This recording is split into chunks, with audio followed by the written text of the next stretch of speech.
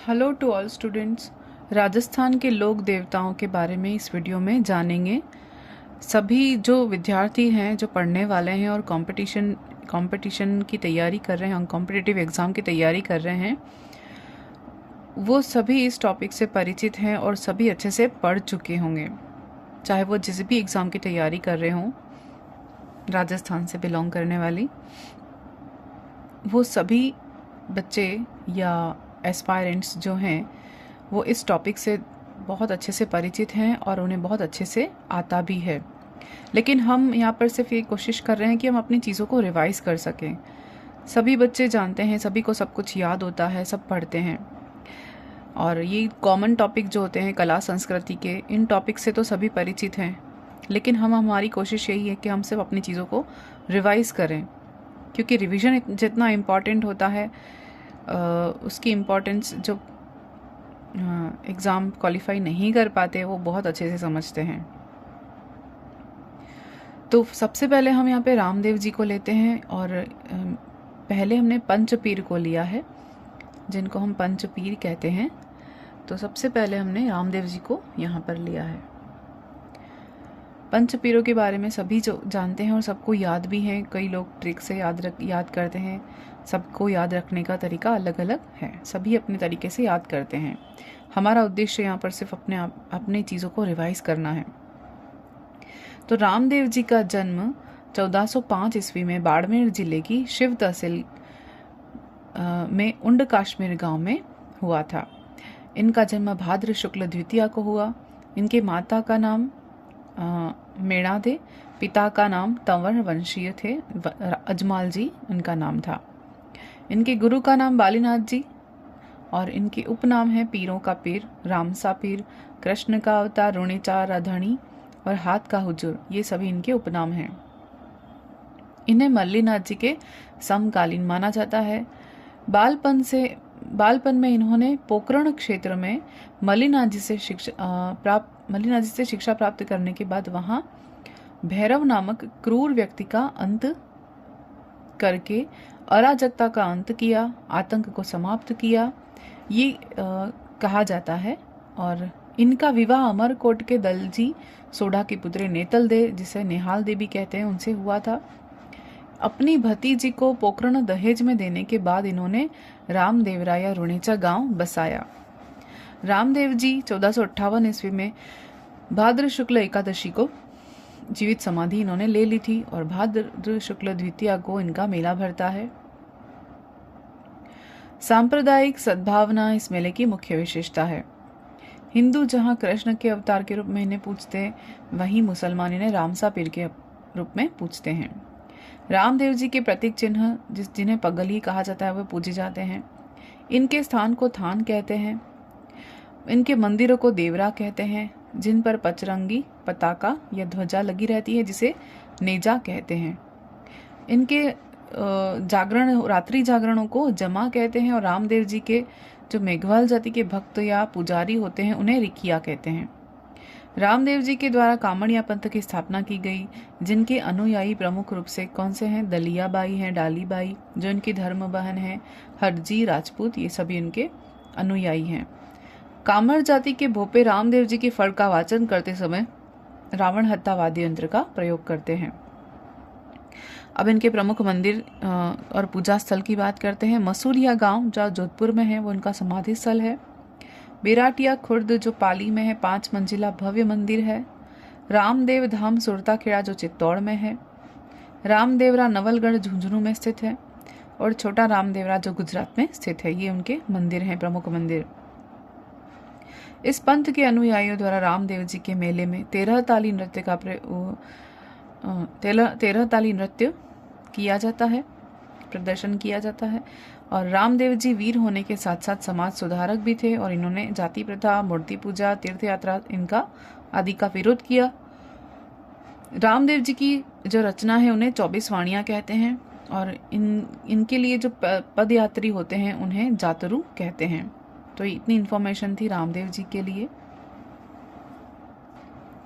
एक बार फिर से रिवाइज कर लेते हैं।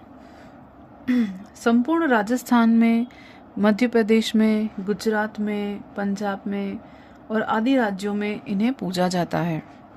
इन्हें रामसा पीर, रुणीचारा धणी, बाबा रामदेव आदि नामों से प्रसिद्ध लोक देवता के रूप में पूजा जाता है। इनका जन्म तंवर वंशीय ठाकुर अजमाल जी के यहाँ हुआ और इनकी माता का नाम मेणादे था। ये अर्जुन के वंशज माने जाते हैं। रामदेव जी अर्जुन के वंशज माने जाते हैं। रामदेव जी का जन्म भाद्रपद शुक्ल द्वितीया विक्रम संवत 1462 और सन 1405 ईस्वी में बाड़मेर की शिव तहसील के उंड काश्मीर गांव में हुआ था। भाद्रपद सुदी एकादशी विक्रम संवत 1515 इन्होंने रुणेचा के राम सरोवर के किनारे जीवित समाधि ली। इनका विवाह अमरकोट वर्तमान में पाकिस्तान में है। सोढ़ा राजपूत दलजी की सिंह की पुत्री निहाल दे के साथ इनका विवाह हुआ। रामदेव जी ने समाज में व्याप्त छुआछूत, ऊंच नीच आदि बुराइयों को दूर किया और सामाजिक समरसता स्थापित की।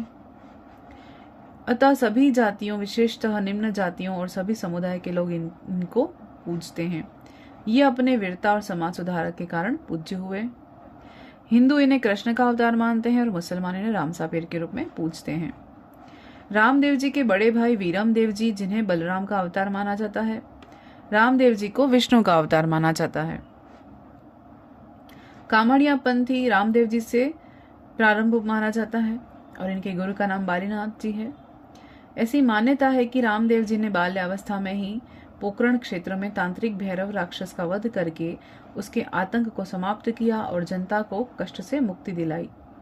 रामदेव जी ने पोकरण कस्बे को पुनः बसाया और रामदेवरा रुणेचा में राम सरोवर का निर्माण कराया। रामदेवरा जैसलमेर शहर से पूर्व दिशा में स्थित है। रामदेवरा रुणेचा में रामदेव जी का विशाल मंदिर है। यहाँ हर वर्ष भाद्र शुक्ल द्वितीया से एकादशी तक का विशाल मेला भरता है, जिसकी मुख्य विशेषता है सांप्रदायिक सद्भाव, क्योंकि यहाँ हिंदू मुस्लिम दोनों और अन्य धर्मों के लोग भी बड़ी मात्रा में आते हैं और श्रद्धापूर्वक पूजा करते हैं।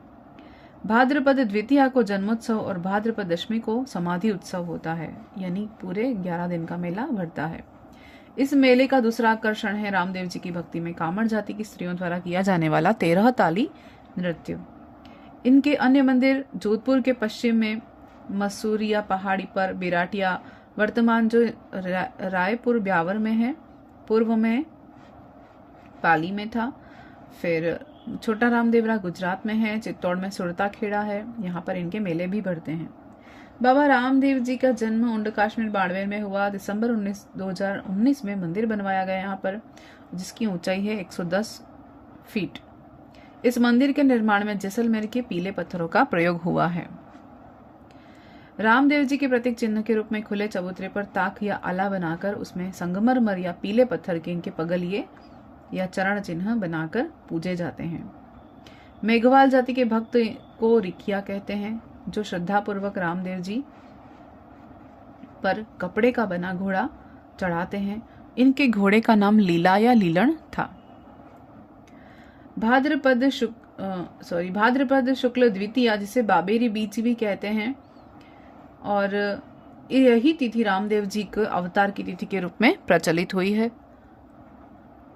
बाबा रामदेव जी के चमत्कारों को पर्चा कहते हैं और इनके भक्तों द्वारा गाए जाने वाले गीत को ब्यावले कहते हैं। कुछ चीजें यहाँ मेंशन नहीं की हैं, वो मैं यहाँ पर बोल के बता रही हूँ। पर्चा चमत्कारों को कहते हैं और ब्यावले इन भक्तों द्वारा गाए जाने वाले गीतों को कहते हैं। रामदेव जी के मंदिरों को देवरा या देवल कहते हैं, जिन पर श्वेत रंग या 5 रंगों की ध्वजा या नेजा चढ़ाई जाती है या फहराई जाती है।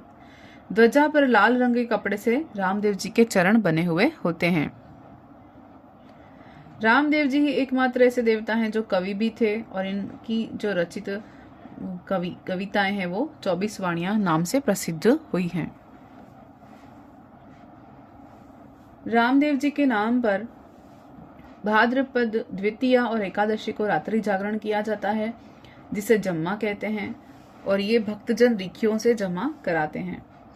डालीबाई रामदेव जी की अनन्य भक्त थी और उनकी धर्म बहन भी थी।